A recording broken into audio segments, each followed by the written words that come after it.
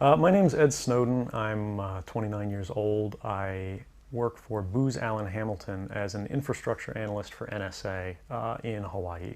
One of the extraordinary parts about this episode is that usually whistleblowers do what they do anonymously and take steps to remain anonymous for as long as they can, which they hope often is forever. You, on the other hand, have decided to do the opposite, which is to declare yourself openly as the person behind these disclosures. Why did you choose to do that? I think that the public is owed an explanation of the motivations behind the people who make these disclosures that are outside of the democratic model. When you are subverting the power of government, that's a fundamentally dangerous thing to democracy. And if you do that in secret consistently, as the government does when it wants to benefit from a secret action that it took, it'll kind of give its officials a mandate to go, hey, tell the press about this thing and that thing, so the public is on our side. But they rarely, if ever, do that when an abuse occurs. That falls to individual citizens, but they're typically maligned. It becomes a thing of these people are against the country, they're against the government. But I'm not. I'm no different from anybody else. I don't have special skills. I'm just another guy who sits there day to day in the office, watches what's happening, and goes, this is something that's not our place to decide. The public needs to decide whether these programs and policies are right or wrong. And I'm willing to go on the record to defend the authenticity of them and say, I didn't change these. I didn't modify the story. This is the truth. This is what's happening. You should decide whether we need to be doing this. One of the most disorienting moments I've had of my life, let alone the past 5 months, was the moment I met Snowden, because I had spent a good amount of time with him talking to him online, but I knew nothing about him demographically. I didn't know how old he was or what he looked like or much of what he had done. And for multiple reasons, my assumption was that he was in his late 50s or 60s, because he just seemed very senior in terms of his access to documents, but more importantly, the sophisticated nature of his insights. And so when I met this kid who, although 29, looked at least 5 years younger, very thin and pale and kind of wearing jeans and a t-shirt, it was shocking. It was very disorienting, because the expectation that I had of who he was going to be was so vastly different from his reality, and it made me start wondering whether this was going to be what I actually was hoping it would be. I realized that he had documents that the world should see. He had information that the public had a right to know. I was confident in the veracity of his claims and in the authenticity of his motives, and came to see that he was completely trustworthy and that I could work with him to do what journalists should do, which is inform the public about what the world's most powerful factions are doing in the dark.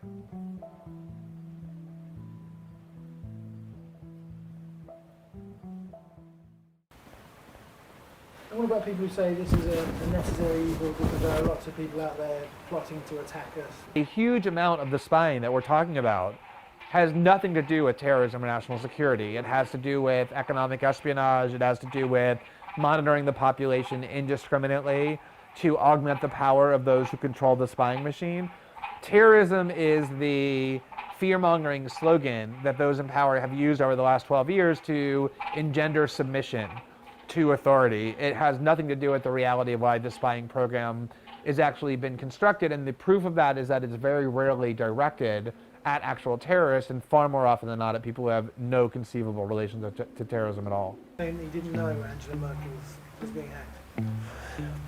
It's hard to say. I don't know which is worse. I mean, if you have a program that targets the democratically elected leader of one of your closest allies, you would think that the commander-in-chief of that agency would be aware of something that significant.